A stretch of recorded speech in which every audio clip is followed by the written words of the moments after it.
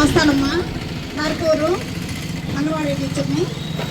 పోయినసారి 2024 డిసెంబర్లో మాకు డిమాండ్స్ కోసం మేము దాన్ని సమ్మె చేసాము. ఆ సమ్మె జనవరి 22 వరకు చేసాము. తర్వాత అప్పుడు 40 రోజులు 2 రోజులు సమ్మె చేసాము. జీతాలు పెంపు కోసము, గ్రాడ్యుటీ అమలు కోసము మినీ సెంటర్లు మెయిన్ సెంటర్లుగా మార్చాలని చెప్పి కొన్ని డిమాండ్స్ తోటి 2 రోజులు సమ్మె చేస్తే గత ప్రభుత్వం మాకు ఎలాంటి సౌకర్యాన్ని కల్పించలేదు.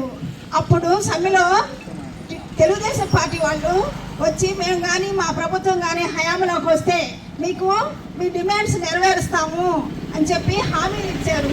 కానీ కొత్త ప్రభుత్వం ఏర్పడి 7-8 నెలలు అయినా కానీ ఇంతవరకు అంగన్వాడీ జీతాల విషయం కానీ అంగన్వాడీల విషయం కానీ ఏమీ తెలియజేయలేదు. కనుక మేము ఇప్పుడు మా డిమాండ్స్ కోసం ఈరోజు మేము ధర్నా చేస్తున్నాం.